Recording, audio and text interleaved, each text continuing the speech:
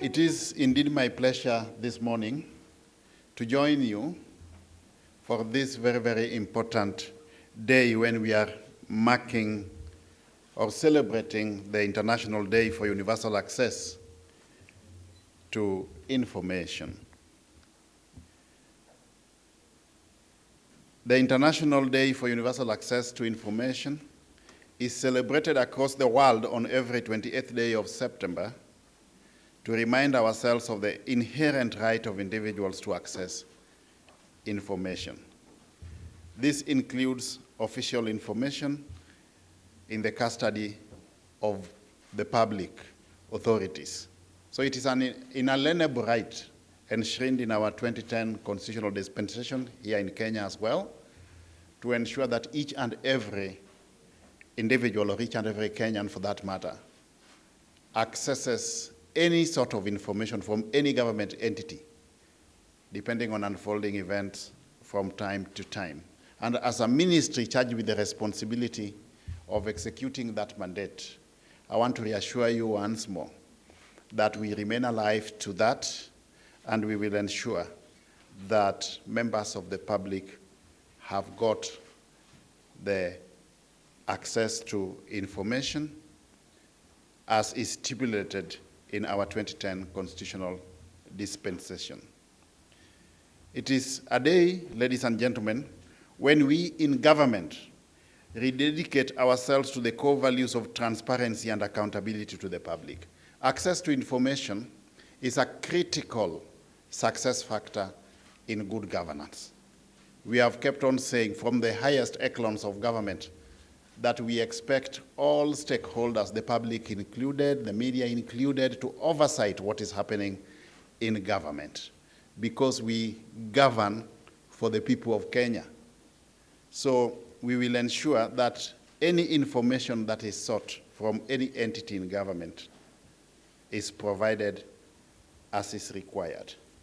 We recognize the primary objective of observing this day as advocacy for a cocktail of freedoms and raising awareness on the right of the public to access information as the wellspring of these freedoms. In this country, this right is enshrined in Article 35 of the Constitution. It is a right that is intrinsically intertwined with other rights and freedoms as envisaged and protected by Articles 32 to 34 of our Constitution, and this includes the freedom of conscience, religion, belief, and opinion, freedom of expression, and freedom of the media. We have kept on saying, ladies and gentlemen, that we want the media to enjoy the fundamental freedoms that is bestowed upon it by our 2010 constitutional dispensation. But of course, at the same time, we expect the media to exercise reasonable or the expected threshold of responsibility in the execution of that mandate. So as government, I want again, on behalf of His Excellency the President, to re-emphasize that we recognize and we will observe the freedom of the media. We view government and the media as partners in execution of fundamental mandates on behalf of the Kenyan public. We will continue to govern. We expect the media to provide oversight on behalf of the Kenyan public and other integral stakeholders in this regard. This year's theme places the spotlight on the pivotal role of the online space in universal access to information. It is a most timely theme. In our ever-evolving digital world, information flows across borders and transcends barriers like never before. It has the power to connect communities, bridge gaps, and empower individuals, as well as whole populations. The internet, with its vast resources of knowledge, holds the key to the brighter futures that we all dream of everywhere in the world. Again, in this regard, ladies and gentlemen, you are aware that as government, we have embarked on a major digitalization agenda, and this again supports the very objective and principle of universal access to information. We believe that with the digitalization, all stakeholders will be able to access information real time from wherever they are. The world is today one global economy. Digitization is the way to go. It is a critical enabler to access to information, and as government, we will continue pursuing our noble agenda of digitizing records and digitalizing all government services so that members of the public can access any information that is domiciled within any sector of government as a means of promoting access to information. We cannot gainsay the fact that Kenya is a prominent player on the global stage in the domain of access to information. This is without question a testament to our nation's unwavering commitment to transparency, accountability, and engagement of public entities with the citizen. Our constitution and laws place heavy premium, as indeed they should, on public participation.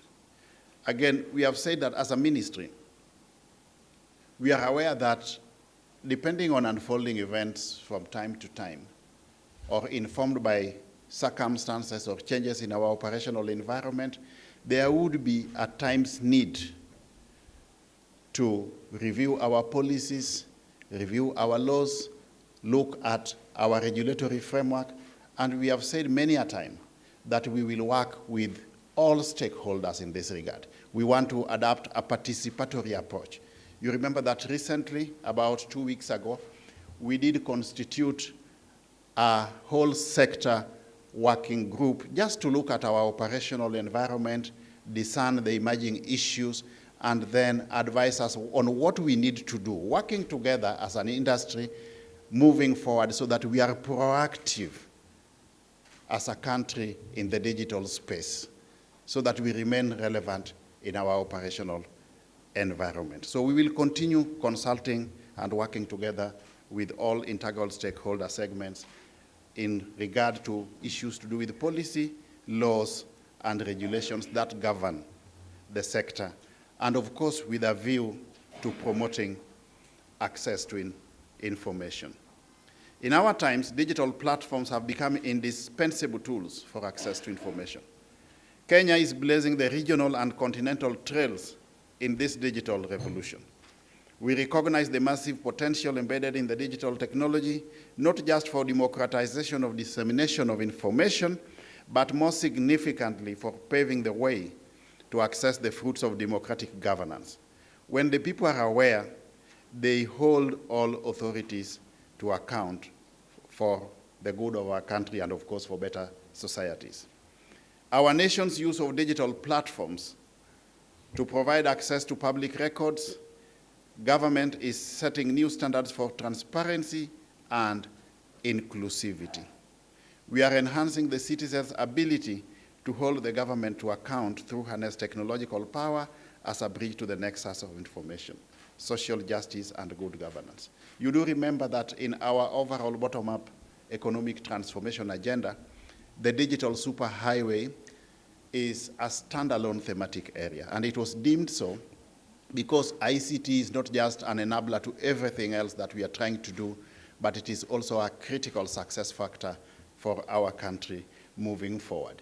You are aware we have got very ambitious projects in this space. We are rolling out 100,000 kilometers of fiber optic cable. We are establishing and operationalizing digital hubs to facilitate access to digital literacy amongst our youth. As government, in a proactive manner, we are also leveraging on that space to connect our youth to digital jobs as means of facilitating meaningful and inclusive connectivity. We are also doing what we can to ensure that we facilitate access to reliable, stable, and affordable internet. And where we can, we are also trying to provide that internet for free. For a start, we have started rolling out a threshold of 25,000 free Wi-Fi hotspots, targeting the markets and the bus termini where those domiciled at the bottom of the economic pyramid are domiciled. This, again, would facilitate access to information. We don't want Kenya's government, we don't want any Kenyan to fail to get access to information because they cannot afford the cost of data. As we celebrate this day, ladies and gentlemen, let us remember that our efforts to champion transparency and the role of digital platform in disseminating information has not only placed Kenya on the world stage, but has also enriched the global discourse on the right to know. Our journey continues to inspire and shape the future of open and accessible information everywhere. However, this immense potential comes with responsibilities. Freedom without responsibility is indeed the very definition of anarchy.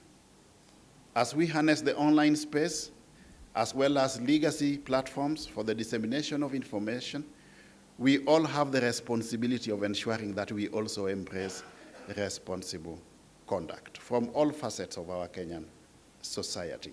Let us use the internet, let us use technology, but let's exercise the requisite levels of responsibility. Let us give space to multitudes of voices. Let tens of millions of voices be heard. Let vibrant marketplaces of ideas flourish. And let billions of sets of ears listen and hear. And let the eyes look and see. But let us lift the levels of discourse to the stratospheric heights of responsibility on one hand and accountability on the other. Let us all practice that which we preach and demand of others. Responsibility and accountability reside primarily in the traditional values of good dissemination of information, where we have asked the questions, is it the truth? Is it fair? Does it make for a better sense for a better and just society? What is the end game or the game end? But responsibility and accountability also mean carrying everyone along. That is why in our digital agenda, we are not just talking of digitalization, but we are talking about inclusivity or meaningful digitalization so that everybody is carried aboard. It is therefore important, ladies and gentlemen, for example, that no one is left behind in the pursuit of knowledge and opportunities that the digital world promises or envisages. Bridging the digital divide, therefore, is not just a matter of fairness. It is an investment in the future of our society. When we empower all members of our community to participate fully in the digital era, we unlock untapped potential and foster social and economic inclusion. Towards this end, the government, through our ministry, is keen on availing free Wi-Fi hotspots. And I said our target is 25,000 free Wi-Fi hotspots over the next 5 years.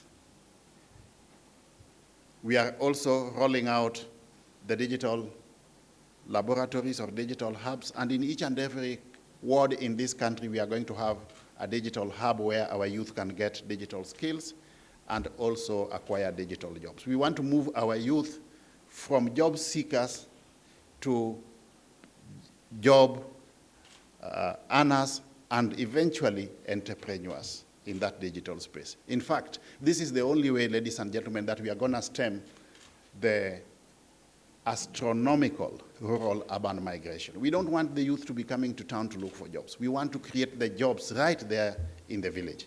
We are, again, in this regard, working in partnerships with the county government. We have agreed on what role we need to play as national government, what role the county governments need to play. We are working in partnership with members of parliament. We have agreed on what we need to do, what the National Assembly needs to do. Next week, we are having a meeting with the entire parliament just to fine-tune or to operationalize this agenda of ensuring that we have the digital hubs in each and every ward. And the benefits will be astronomical. We, in our hypothesis, believe that we should be able to create about 1 million jobs in the digital space for our youth.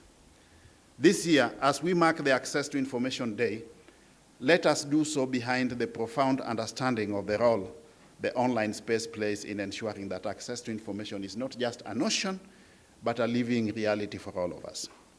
In our modern, interconnected world, the internet is the gateway to knowledge, the enabler of citizen empowerment, and the catalyst for informed decision making.